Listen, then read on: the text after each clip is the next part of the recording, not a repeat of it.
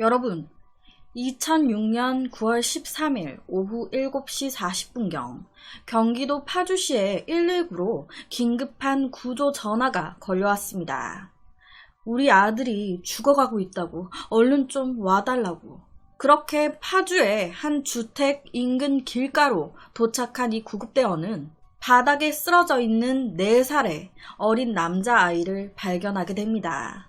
당시 이 아이는 온몸이 피투성이었어요. 출혈이 상당히 심각한 상태였습니다. 그러다 보니 이 어린 아이는 병원으로 옮기는 도중 사망했어요. 그 아들의 옆에서 아버지는 울부짖었습니다. 도대체 이게 무슨 일인 걸까요? 이 아이의 아버지는 와이프, 아내의 전화를 받고 집 앞에 나왔다가 쓰러져 있는 아들을 발견한 거였어요. 어린이집 갔다가 돌아올 때가 됐으니까 당신이 애 좀 마중 나가라고. 그래서 나갔다가 발견하게 된 겁니다. 쓰러져 있던 아이의 옷에는 바퀴 자국이 선명하게 남아 있었습니다. 즉, 이 어렸던 4살짜리 아이가 차에 치였던 거예요. 그런데 이 천하의 나쁜 놈이 그대로 보조한 겁니다. 뺑소니. 아들의 사망 소식을 들은 아내 또한 오열했습니다. 4살이었어요, 4살. 한창 이쁠 나이. 이 부부는 이 나쁜 놈을 잡아야 되잖아요. 그러니까 바로 경찰에 신고를 했고 플랜카드까지 만들고 목격자를 찾는 전단지까지 돌리면서 사방팔방으로 애썼습니다. 경찰 또한 수사에 적극적으로 임했는데 사고가 난 곳이 외진 골목길이었다 보니까 CCTV도 없고 목격자도 안 나오는 거예요. 수사가 쉽지가 않아. 이에 경찰은 일단 사고 당시 주변에 세워져 있었던 모든 차량의 블랙박스, 이 블랙박스를 확인하기 시작했습니다. 자식을 먼저 보낸 부모의 마음은 감히 상상도 못할 정도라고 하죠. 이때 이 아내 또한 저녁에 몽유병에 걸린 사람처럼 뭐에 홀린 듯이 자꾸 밖으로 나가는 거예요. 아들이 사망한 장소로. 그리고는 미친 듯이 막 그 주위를 돌아다니는 거예요. 우리 아들이 아직 이곳에 있는 것 같다고. 그래서 남편분이 몇 번 데리고 오셨다고 해요. 목격자가 나타나지 않아 수사에 어려움을 겪고 있었던 경찰은 어느 날 중요한 제보 전화 한 통을 받게 됩니다. 전화를 걸어온 곳은 사고가 났던 근처의 세차장이었어요. 이 세차장 주인은 사고가 나던 날 저희 가게에 수상한 차 한 대가 들어왔었어요. 시간이 촉박하다고 하면서 빨리 세차해달라는 손님의 말에 급하게 세차를 했는데 하다 보니까 그 차에 그 뒤에 있는 바퀴 있잖아요. 그쪽이랑 그 뒤쪽 범퍼 쪽이 피가 많이 묻어 있었어요. 처음에는 그냥 로드킬이 하도 많으니까 고양이나 강아지를 쳤나 보다 생각했는데 요 며칠 보니까 그 뺑소니범 찾는다고 플랜카드가 많이 걸려져 있더라고요.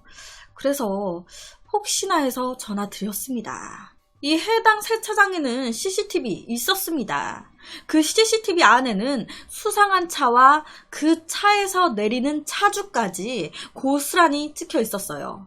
그리고 경찰은 바로 이 CCTV 안의 사람을 주요 용의자로 체포하게 되는데요.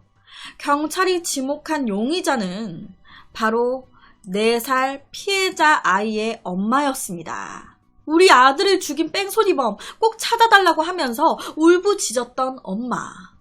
당연히 이 엄마는 무슨 소리 하시는 거예요. 그날 세차장에는 그냥 세차하러 갔던 거예요.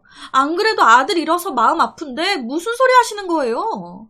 하지만 사고 당시 이 아들의 옷에는 바퀴 자국이 선명하게 남아 있었어요. 그런데 그 바퀴 자국이 아내의 차 바퀴 모양과 똑같은데 이래도 계속 거짓말할 거야? 당신이 아들 죽인 거잖아. 이 같은 상황에 제일 벙찐 건 남편이었습니다. 설마 당신이 아들을 치어 죽여놓고 이때까지 뺑소니범 찾는 척 연기했던 거야? 여기까지도 기가 막힌데 이 사건은 이게 끝이 아닙니다. 경찰이 이상한 말을 하는 거예요. 아내분, 사고 당일날 함께 차에 타고 있었던 사람은 누구예요? 아니, 이건 또 뭔 소리야? 경찰 확인 결과 사고 당일날 이 아내 혼자가 아니었던 거예요. 다른 남자와 함께였습니다. 와, 알고 보니까 이 27살이었던 아내, 당시 양평의 한 호프집에서 일하고 있었는데 5개월 전부터 그 호프집에서 만난 37살 남자랑 내연 관계를 맺고 있었던 거예요. 그러니까 불륜을 저지르고 있었던 거죠. 자기 아들을 죽였던 그 날도 이 내연남과 함께였던 거예요. 경찰은 바로 이 내연남까지 소환시켰습니다. 그리고 이 내연남은 모든 사건의 전말을 자백했어요. 지금 이 사건이 어떻게 된 사건인고 하니 13일 사건의 그날 4살 아들을 데리고 이 내연남이랑 셋이 몰래 데이트를 한 거예요. 그런데 내연남이랑 둘이서만 밤새 같이 있고 싶어. 그냥 집에 안 가고 싶었던 거예요.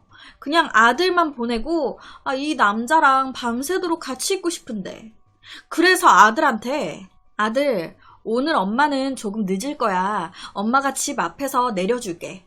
아빠가 나올 거니까 아빠랑 같이 들어가. 오늘 아저씨랑 논 거는 비밀이야. 어린이집 다녀온 거야. 알았지? 집 앞에 내려줄게. 그렇게 아이를 내려줬는데 4살 어리잖아요. 엄마랑 같이 계속 있고 싶었던 거예요. 싫어. 엄마랑 같이 있을래. 하면서 차에 올라타서 출발하려는 이 엄마를 이 4살 어린 아이가 뒤따라간 거예요. 싫어. 엄마랑 같이 있을래. 그런데 이걸 몰랐던 이 엄마가 차 뒤쪽에 아들이 있었는데 그대로 후진을 땡긴 거예요. 그러면서 쿵 하고 이 아들이 부딪혀 쓰러진 겁니다. 놀란 엄마와 내연남은 바로 차에서 내렸습니다. 그런데 이런 상황에서도 이 엄마, 내연남한테 당신은 차에 타 있어. 남편이 곧 나올 거야. 누가 볼 수도 있으니까 차에서 내리지 마. 하면서 자기 혼자 아들 상태를 살핀 거예요. 그런데 심상치가 않아. 피를 너무 흘려. 아니, 보통 엄마 같으면 놀래가지고 바로 들쳐업고 병원으로 달려갔을 텐데 이 엄마는 어떡하지? 아이를 어떻게 조치하기에는 누가 내연남을 보기라도 하면 어떡해. 우리 관계에 들통나면 안 되는데. 모르겠다. 그래서 그냥 간 거예요. 피 흘리는 자기 아들을 두고 그냥 갔어. 자기 내연남 들킬까봐, 자기 불륜 사실이 들킬까봐. 이게 자기 자식보다 더 중요했던 거죠. 이 엄마가 아이를 차에서 떨어진 곳에 내려줬었어요. 그런데 이 아이가 엄마랑 같이 있고 싶다 해서 차 뒤까지 쫓아 달려온 거예요. 그런데 이걸 몰랐던 엄마가 후진하다가 박은 겁니다. 아이가 피를 뚝뚝 흘리고 있는데 불륜 관계에 들통나면 어떡해. 그래서 그냥 두고 토낀 거예요. 이거 말도 안 되는. 그리고 뒤늦게 아들을 데리러 나왔던 남편이 아들을 발견했던 겁니다. 그렇게 도망간 이 엄마와 내연남은 핸드폰을 꺼놓고 계속적으로 밀회를 즐겼습니다. 재밌었을까요? 그리고 집에 와서는 아들이 죽었다는 소리에 되게 놀란 척, 그 누구보다 아들을 그리워하는 척 연기했던 거예요. 제가 앞서서 이런 말을 했었습니다. 이 엄마가 너무 아들이 그리워서 몽유병 마냥 저녁에 아들이 죽었던 사고 현장에 가서 우리 아들이 아직 여기에 있는 것 같아요. 막 이런 헛소리를 했었다고. 그런데 이것도 알고 보니까 경찰이 사고 당시에 있었던 모든 차량의 블랙박스들을 다 확인할 거다라고 하니까 그 소리를 듣고 무서웠던 거예요. 그래서 그 사고 현장에 있었던 차량들을 한번 확인해 보려고 나갔던 겁니다. 그런데 남편이 딱 같이 나와버리니까 연기했던 거예요. 아들이 그리운 척, 아들을 그리워하는 척, 연기.